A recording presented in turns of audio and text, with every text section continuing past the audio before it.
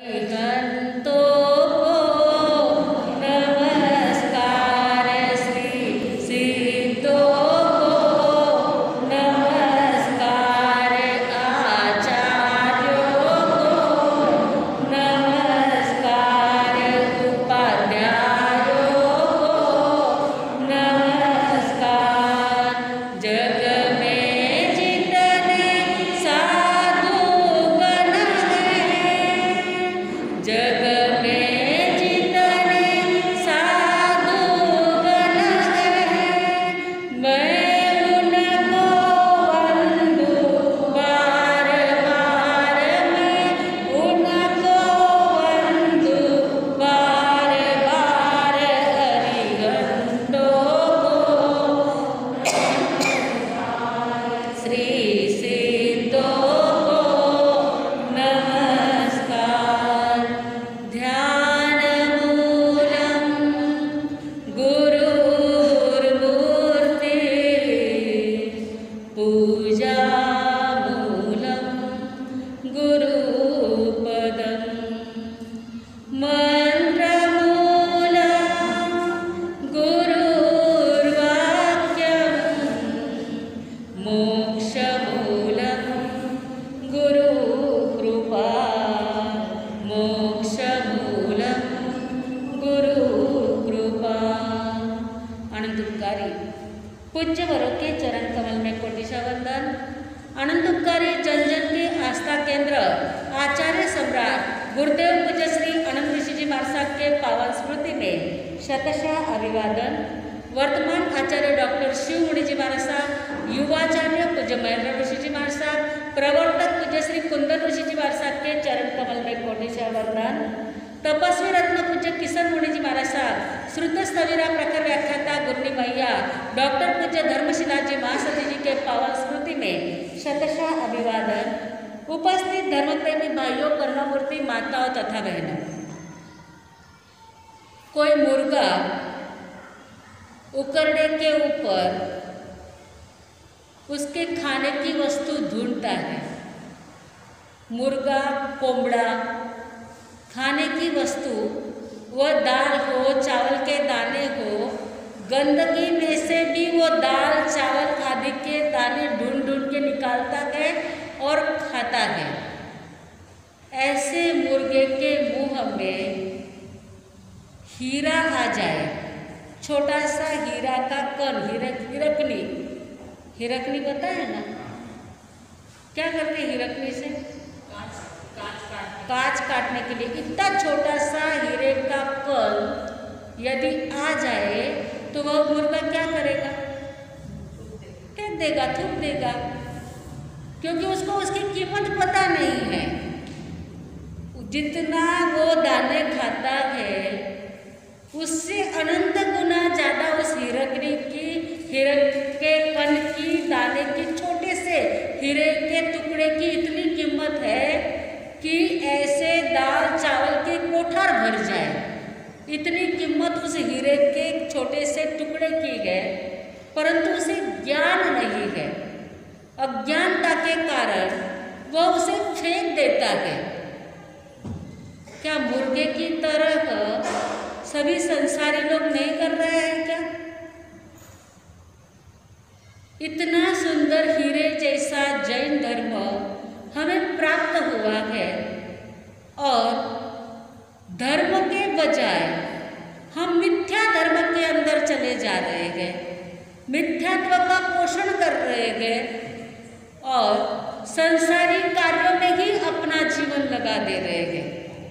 हर एक संसार के कार्य में जिंदगी का कितना समय जाता है? दिन भर में 2 सामयिक करते हो, 3 सामयिक करते हो, 5 सामयिक भी करते हो, तो भी ज़्यादा समय किस ओर जा रहा है? संसार की ओर जा रहा है। और 5 सामयिक में भी आत्मा की शुद्धि कितनी? आत्मा के तरफ लक्ष्य कितना? लगभग तो कोई एका दुक्का ऐसे होंगे फ्री जो दिन में 5-10 सामयिक कर दे, हमारे राका भाई जैसे, जो दिन में जितना समय मिले उतनी सामयिक ले लेते गए। बाकी बहुत सारे लोग ऐसे हैं, सुबह में एक सामयिक कर दी, गणों की हो तो शाम का एक सामयिक પછી सामयिकरण आप लोग कोई संबंध नहीं। हमारी जिंदगी का समय कहा जा रहा है। एक सामयिक जो पुनिया श्रावक की खरीदने के लिए श्रेणिक महाराज गए, तो पुनिया श्रावक ने वो सामयिक उसको बिकी नहीं। क्यों? कि ऐसे अनेक राज्य देने के बाद भी इस सामयिक का फल पूरा नहीं हो सकता है। इतनी कीमती सामयिक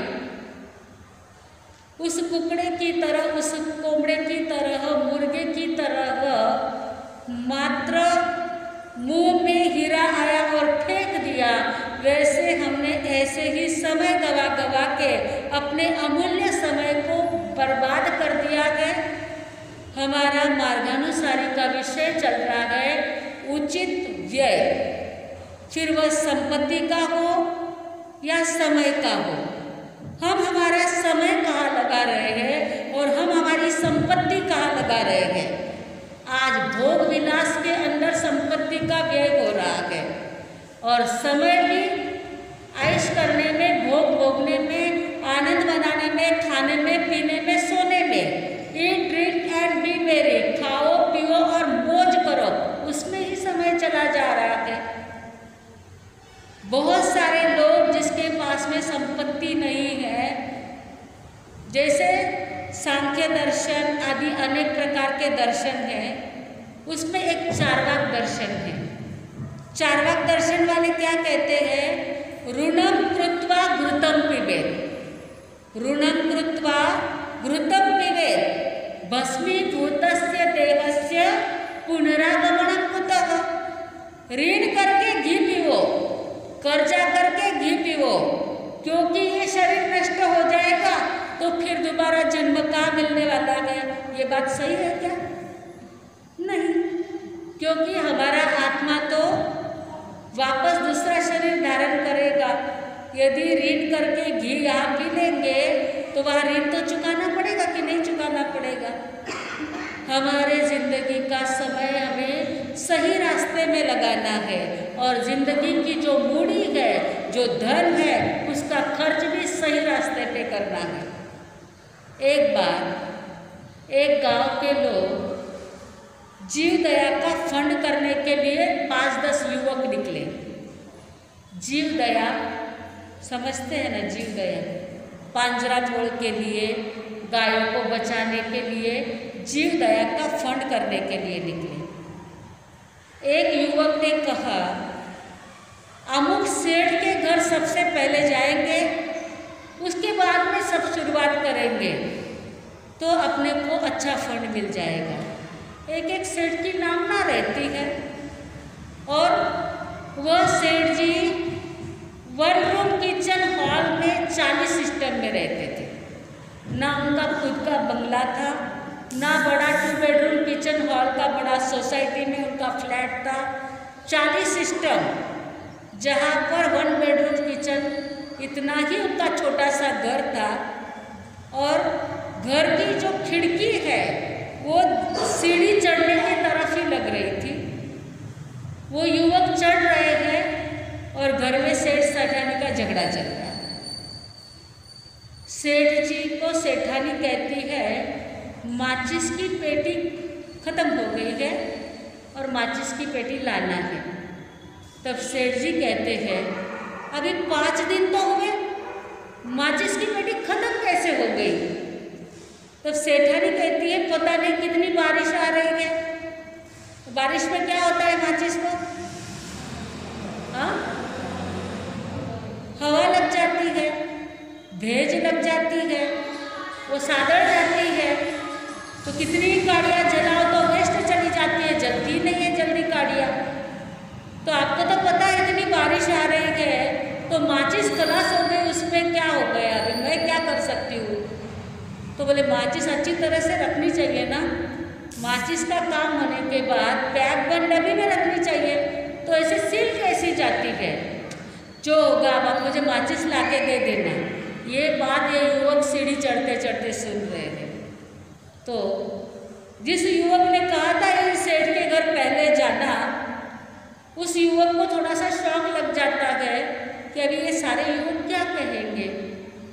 सब सारे युवक कहते हैं भाई सही जगह पे आए हैं या कोई रास्ता भूल गए हैं, बराबर तो नहीं ना, किसी दूसरे के घर में तो नहीं जा रहे हैं ना अपना। अरे नहीं भाई, सही घर पे जा रहे हैं।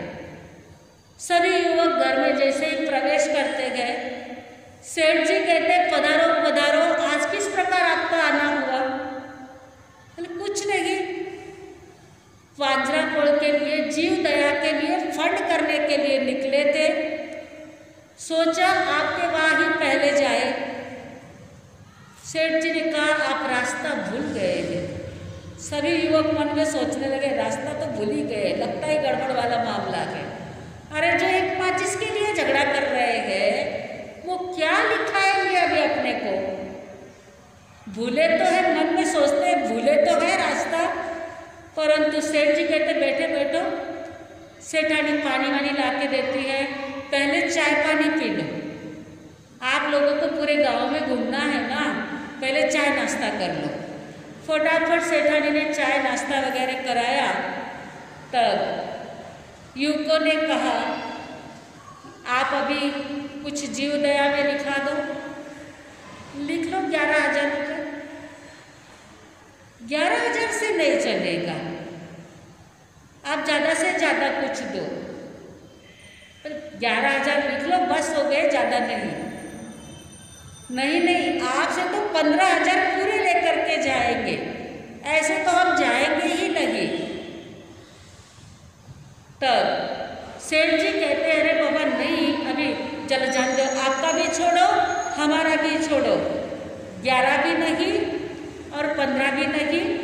एक काम करो, आप 12,000, 12,500 रुपये लिख लो। अंदर सेठानी कपड़े सुखाते सुखाते कहती है क्यों बच्चों को परेशान कर रहे हो, वो क्या अपने घर के लिए थोड़ी ना पैसे लिखने के लिए आए हैं, जीव दया के लिए तो लिखने के लिए आए हैं, 21,000 लिखा दो। युवक एक दूसरे के मुंह के सामने देख रहे हैं, बात क्या है। अरे कहाँ माचिस का झगड़ा, वो बात सच है या 21,000 रुपये रोकड़े दे रहे हैं ये बात सच है। सच क्या है। सेठ जी ने युवकों के मुंह को देखा तो कुछ तो भी अंदर में आपके गड़बड़ चल रही है, क्या बात क्या है। नहीं, वो बात सच है या ये बात सच है। अरे वो क्या होता है, ये क्या होता है। अरे सेठ जी हम लोग सीढ़ी चढ़ रहे थे ना, तब आप दोनों का झगड़ा चल रहा था। माचिस की पेटी 5 दिन में ख़त्म हो गई, इसलिए आप कह रहे थे इतनी जल्दी कैसे ख़त्म हो गई। और जब जीव दया के अंदर आपने पैसे लिखाए हैं तो हमें तो ऐसा लगता था यहाँ से खाली हाथ से ही जाना पड़ेगा, परंतु आपकी इतनी बड़ी रकम देख करके हम बड़े खुश हुए हैं। हमें ये लग रहा है कि सीढ़ी ने जो बात सुनी थी वो सच है या आपने जो लिखा है वो सच है, लेकिन सत्य तो सत्य ही है। सेठ जी ने कहा दोनों की बातें सच है। तो फिर खाली मुंह देखते रह गए युवक। तब सेठ जी ने समझाया जो व्यक्ति स्वयं के लिए कर कसर करता है वही व्यक्ति दूसरे को कुछ दे सकता है। जो व्यक्ति स्वयं के लिए कुछ कर कसर करता है वही व्यक्ति दूसरे के लिए कुछ कर सकता है। आज उसी व्यक्ति के लिए मैंने सुना हुआ है। यहाँ पे भटेरा जी है, हमारे गुरुदेव की सेवा करने के लिए कहाँ कहाँ चौका लगाते थे। कहते उनके बच्चे महाराज साहब पिताजी जब चौका लगाते थे ना, गुरुदेव जहाँ विराजते थे वहाँ पे जब चौका लगाते थे, वहाँ से वापस आते वक्त वो भाड़े के लिए पैसे दूसरे से मांगते थे। मैं घर जाकर के वापस भेज दूंगा, सारा खर्चा करके आ जाते थे वहाँ पे। ऐसे भी दुनिया में, आज की दुनिया में भी ऐसे लोग हैं।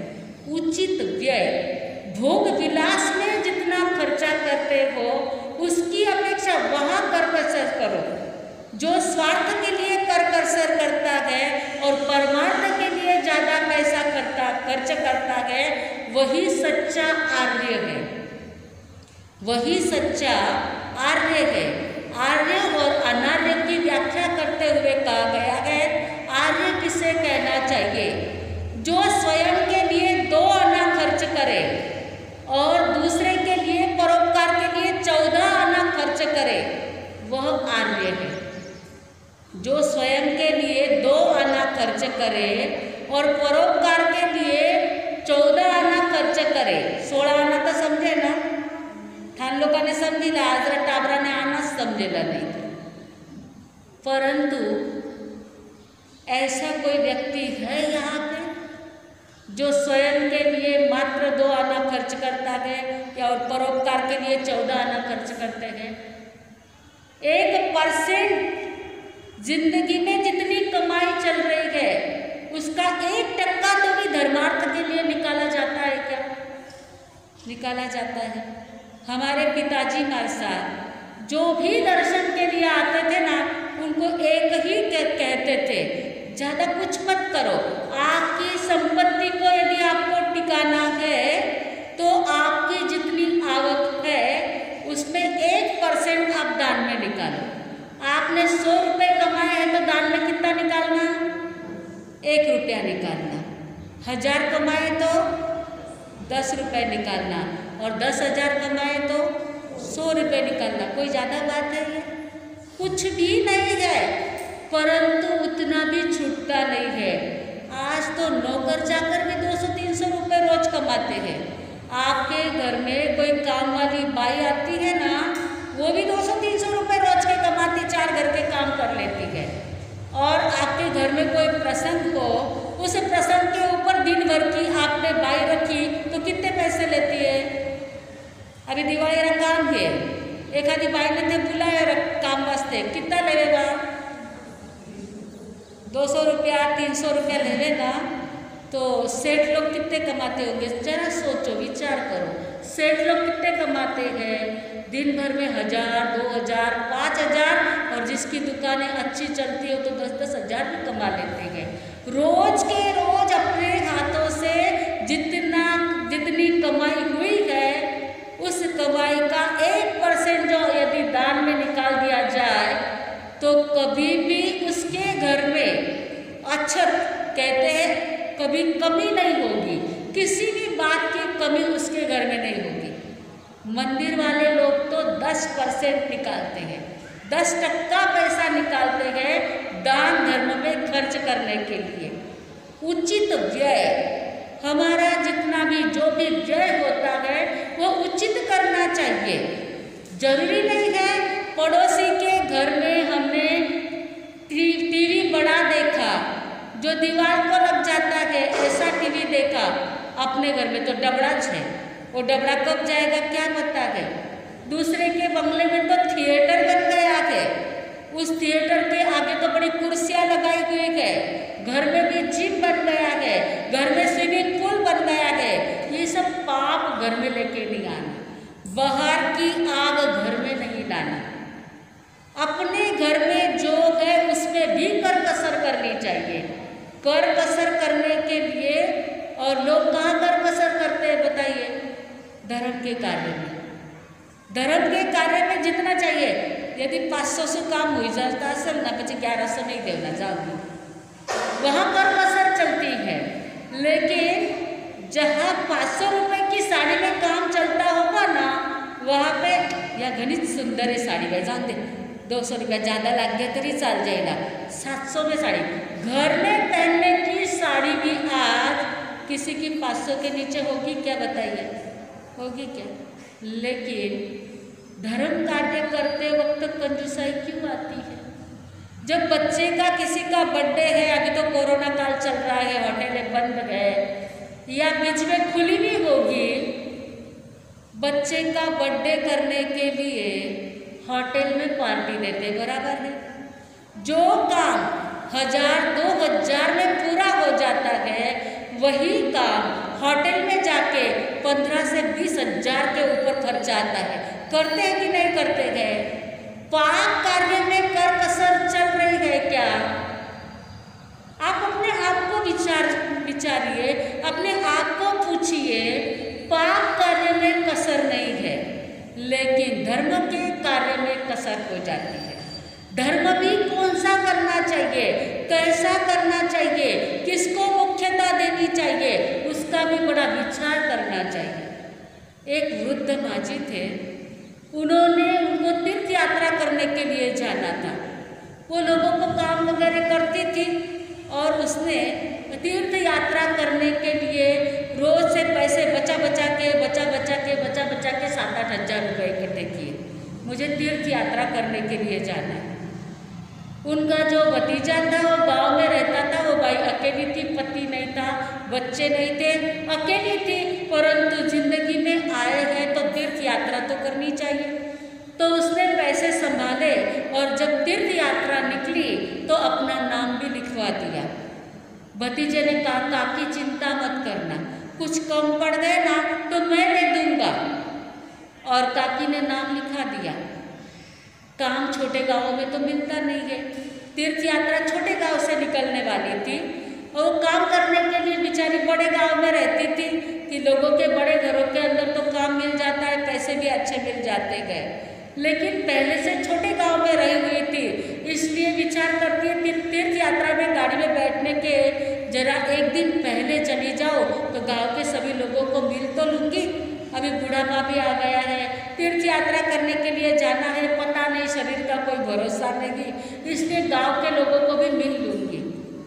पहले दिन जाती है, अपनी जो सहेलियाँ थी सबको मिल करके एक घर में जाती है। वहाँ पे एक भाई इतने बीमार थे, उनको टीबी हो गया था और परिस्थिति इतनी नाजुक थी कि वो स्वयं के लिए दवा पानी शक्ति की चीज़ें कुछ भी नहीं ले सकता था। बेचारा परेशान था और दुकान में गए बिना छुटका ही नहीं था। दुकान नहीं चलाएंगे तो खाएंगे क्या, इसलिए दुकान में जाना पड़ता था। लेकिन उठा भी नहीं जाता था, बैठा भी नहीं जाता था, बड़ी तकलीफ हो रही थी, परंतु कमाना तो पड़ता है। ऐसा कि उस वृद्ध माँ जी ने देखा, उसे पूछा, भाई क्या हो गया है? कुछ नहीं काकी, कुछ नहीं हुआ है, ठीक है चल रहा है, गाड़ी चल रही है मेरी। उस व्यक्ति के माँ को पूछा, बोले टीबी हो गया है, शक्ति का खिलाने के लिए कुछ नहीं है, दवा पानी के लिए भी ज़्यादा पैसा नहीं है, इस कारण से जरी परेशानी हो रही है। अब उस परेशानी को देखते हुए मैं वैसे थोड़े बहुत तो कमाता हूँ, लेकिन दिन दिन शक्ति मेरी कम होती जा रही है। यह तीर्थ यात्रा करने वाली विचार करती है, मेरा तीर्थ यात्रा जाना योग्य है क्या? उसने अपनी जिंदगी का एक एक पैसा इकट्ठा किया हुआ, थोड़े थोड़े पैसे करके इकट्ठे किए हुए, जो बीमार व्यक्ति था उसके पलंग के पास पे बैठ करके समझाती है, दवा लिया करो, कुछ शक्ति का खाया करो। हाँ काकी कर लूँगा। बहुत संतोषी जीव था, होगा सो होगा, अब मैं क्या कर सकता हूँ। अरे तू अकेला कमाने वाला है, तेरे पीछे बाल बच्चे हैं, सब कुछ है, तू इस प्रकार से विचार मत कर। तो इस प्रकार से समझाता है और इस प्रकार समझा बुझा करके वह अपने जो साथ में लाए हुए 7-8 हज़ार रुपये का पाकिट था, वह पाकिट उस बीमार के गादी के नीचे रख देती है और कहते बस दवा पानी करना। अरे काकी ये क्या कर रहे हो, क्या रखा आपने? कुछ नहीं, मैं अभी अपने अपने काम के ऊपर जा रही हूँ। अरे काकी आप तीर्थ यात्रा के लिए जा रहे थे ना? नहीं मैं जा रही हूँ। अपने भतीजे को, जो भी अपना भतीजा था उसको मिलने के लिए जाते हैं, जेठ का लड़का कहते था, उसको मिलने के लिए जाती है। कहते मेरा कैंसिल कर देना टिकट, मैं नहीं आने वाली हूँ तीर्थ यात्रा में। अरे हुआ क्या? कुछ पैसे कम पड़ते होंगे तो मैं देने के लिए तैयार हूँ, लेकिन आप चलो ना, मेरी तीर्थ यात्रा हो गई, मेरे तीर्थ यात्रा का फल मुझे मिल गया है, मुझे कोई तीर्थ यात्रा नहीं करनी है। अरे लेकिन ऐसे क्यों करते हो? इतने दिनों से आप नाच रहे थे, मुझे तीर्थ यात्रा में जाना, मुझे तीर्थ यात्रा में जाना। सभी गांव के लोग भी कहते हैं, बहन गरीब थी लेकिन बड़ी दिलदार थी और सब लोग उसके स्वभाव से परिचित थे। सभी लोग बस में जाने वाले कहते हैं, अरे चलो ना, कुछ भी कम पड़े हम आपको संभाल लेंगे, आप चलो ना। नहीं मैं अपने घर पे जा रही हूँ, अब मुझे कोई तीर्थ यात्रा नहीं करनी है, मेरी तीर्थ यात्रा हो गई। बहुत समझाया लेकिन वो चली गई अपने गांव में, जहाँ पर वो काम कर रही थी। सभी घर काम के लिए बोल के आई थी, मैं इतने दिन नहीं आऊँगी, सबके घर चली जाती है। सब लोग कहते हैं अरे आप तीर्थ यात्रा में गए थे, क्या हो गया? हो गई मेरी तीर्थ यात्रा, बहुत सफल हो गई मेरी तीर्थ यात्रा, मुझे तीर्थ यात्रा नहीं करनी है। किसी को कहा नहीं, वह व्यक्ति बेचारा इतना कहता था, उसको कह दिया बस तू दवा पानी ले लेना। मन में उसने सोचा तीर्थ यात्रा को जाकर के भगवान के दर्शन करने से जो लाभ नहीं होगा वह लाभ, इसकी तबीयत सुधर जाएगी, यह बच जाएगा। ज़्यादा फायदा भगवान का दर्शन करने में है या ज़्यादा फायदा जीवों की दया पालने में?